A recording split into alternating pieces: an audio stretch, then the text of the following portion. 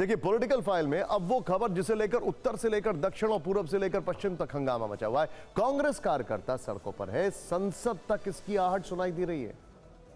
हम बात कर रहे हैं नेशनल हेराल्ड केस की, जिसमें ईडी की चार्जशीट को कोर्ट में ने सुनवाई लायक ही नहीं माना।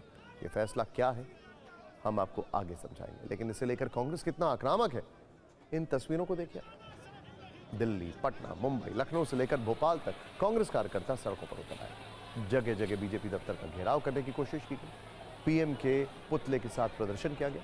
कहीं पुलिस ने कार्यकर्ताओं को हिरासत में ले लिया तो कहीं बीच रास्ते में रोककर वापस लौटा दिया। पार्टी ने दावा किया है कि सोनिया गांधी और राहुल गांधी के खिलाफ ईडी और सरकार ने झूठी साजिश की है।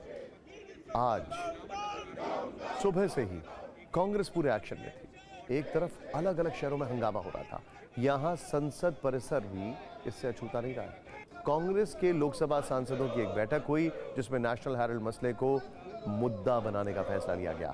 फिर संसद के मकर द्वार पर प्रदर्शन हुआ, जिसमें पार्टी के कार्यक्रमों से आजकल दूरी बनाकर चल रहे सांसद शशि थरूर भी शामिल हुए।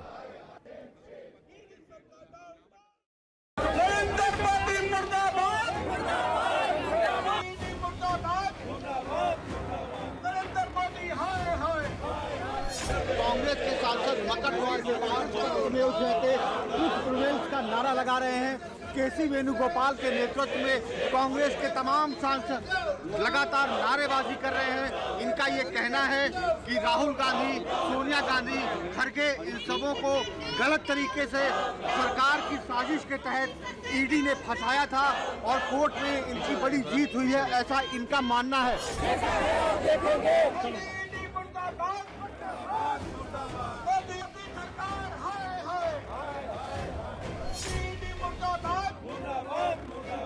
आज सर्वोच्च न्यायालय ने साबित कर दिया कि ये प्राइवेट व्यक्ति के कंप्लेन पर और बीजेपी के इशारे पर, प्रधानमंत्री के इशारे पर और गृह मंत्री के इशारे पर हमारे नेता को छवि खराब करने के लिए ये चाल चली गई। भोपाल में कांग्रेस का प्रदर्शन चल रहा है। सीधे तस्वीरें हम आपको दिखा रहे हैं जब वाटर कैनन का इस्तेमाल किया जा रहा है।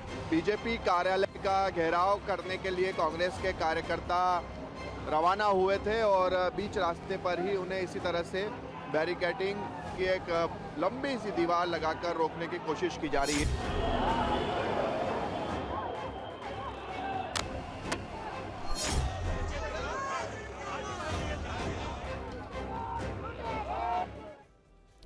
देखिए, यहां यह समझना जरूरी है कि आखिर नेशनल हेराल्ड केस में ऐसा क्या हुआ, कोर्ट ने ऐसा क्या कहा जिसके बाद कांग्रेस एग्रेसिव मोड में है। इस मामले में नया मोड़ दिल्ली के राउज एवेन्यू कोर्ट के फैसले के बाद आया है, जिसमें गांधी परिवार के लिए राहत थी तो जांच एजेंसी ईडी के लिए बड़ा झटका। जज ने जांच प्रक्रिया पर ही सवाल उठा दिए और नेशनल हेराल्ड मामले में पेश की गई ईडी की चार्जशीट का संज्ञान लेने से ही इनकार कर दिया। एजेंसी की दलीलों को खारिज करते हुए अदालत ने जो टिप्पणी की है वो काफी अहम है। कोर्ट ने कहा कि बिना एफआईआर के मनी लॉन्ड्रिंग मामले में चार्जशीट का कोई आधार नहीं बनता है। यानी एजेंसी ने मुकदमा दर्ज नहीं किया, बल्कि एक निजी शिकायत पर सीधे जांच में जुट गई।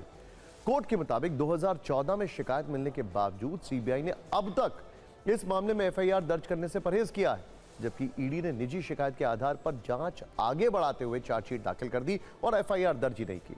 कोर्ट ने इसे कानूनी प्रक्रिया का उल्लंघन माना है। इसी आधार पर फिलहाल शिकायत को खारिज करते हुए चार्जशीट को सुनवाई लायक नहीं माना है। अब इसके खिलाफ ईडी हाईकोर्ट में अपील करेगी। वैसे नेशनल हेराल्ड मामले में दिल्ली पुलिस की आर्थिक अपराध शाखा में एफआईआर दर्ज है। 2012 में बीजेपी नेता सुब्रमण्यम स्वामी की शिकायत से यह मामला शुरू हुआ था। ये देश के एक प्रमुख राजनीतिक और कानूनी विवाद का विषय है, क्योंकि इसमें सीधे सीधे गांधी परिवार को घसीटा गया था। यह मामला एजीएल यानी एसोसिएटेड जर्नल्स लिमिटेड नाम की कंपनी से जुड़ा है, जो नेशनल हेराल्ड अखबार चलाती थी। ईडी के मुताबिक एजेएल के पास करीब 2000 करोड़ रुपए की अचल संपत्ति थी। दावा है कि एजेएल पर कर्ज का बोझ था, इसीलिए कांग्रेस ने उसे 90 करोड़ रुपए का ब्याज मुक्त कर्ज दिया। 2010 में YIL यानी यंग इंडिया प्राइवेट लिमिटेड नाम से कंपनी बनाई गई, जिसमें सोनिया गांधी और राहुल गांधी के सबसे ज्यादा शेयर थे। दोनों के पास 38% यानी कुल 76% हिस्सेदारी है। ईडी का आरोप है कि एजेएल जब कर्ज चुकाने की हालत में नहीं थी तो साजिश के तहत 90 करोड़ के कर्ज को इक्विटी यानी शेयरों में बदल दिया गया। सारे शेयर 50 लाख रुपए में यंग इंडियन ने खरीद ली और इस तरह एजीएल की प्रॉपर्टी पर यंग इंडियन कंपनी का कब्जा हो गया। ईडी का इल्जाम है कि साजिश के तहत सरकारी संपत्ति को निजी लाभ के लिए हड़पा गया और धोखाधड़ी की गई। अब एजेंसी आगे चलकर कैसे इस मामले से निपटेगी ये तो बाद में पता चलेगा, लेकिन कांग्रेस के लिए कोर्ट का फैसला किसी सियासी संजीवनी से कम नहीं है। पिछले 12 साल से इस मामले के चलते गांधी परिवार और कांग्रेस बैकफुट पर, अब फ्रंट फुट पर दिखाई दे रही है। कांग्रेस अध्यक्ष मल्लिकार्जुन खड़गे ने कहा है कि कोर्ट के फैसले के बाद नरेंद्र मोदी और अमित शाह को इस्तीफा देना चाहिए। सुप्रीम कोर्ट के वरिष्ठ वकील और कांग्रेस के नेता अभिषेक मनु सिंघवी ने कहा है कि बिना कानून के खड़ा किया मुकदमा अपने बोझ से गिर गया। वहीं पार्टी प्रवक्ता पवन खेड़ा ने कटाक्ष किया कि आज ईडी भी राहत की सांस ले रही होगी कि दबाव कम हुआ है।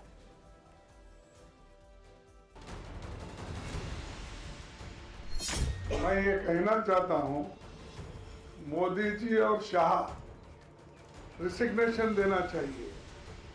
वो क्योंकि उनके मुंह पे एक थप्पड़ मारे जैसा हुआ है। 2021 और 2025 के बीच में राहुल गांधी जी को लगभग 50 घंटे बुला के तहकीकात की, इंटरोगेट किया। सोनिया जी को 7-8 घंटे अलग अलग तिथियों पे।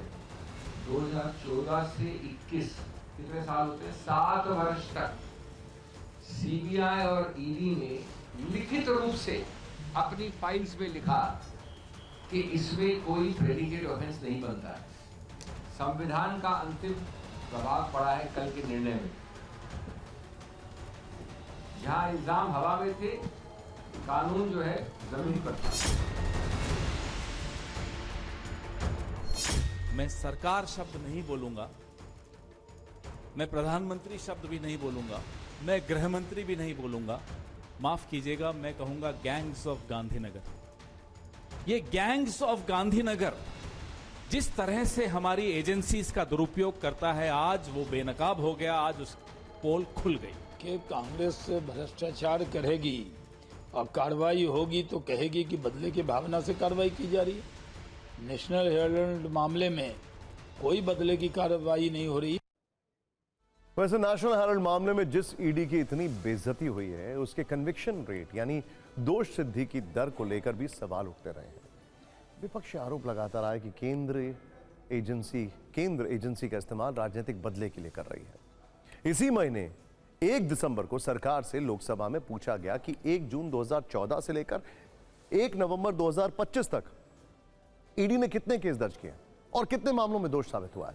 इस पर केंद्र सरकार ने जवाब दिया कि इन 11 वर्षों में ईडी ने 6312 मुकदमे दर्ज किए, जिनमें 120 लोगों को दोषी ठहराया गया है। यानी मुकदमों की लिस्ट हजारों में और दोष सिद्ध हुआ सिर्फ 120 लोगों पर।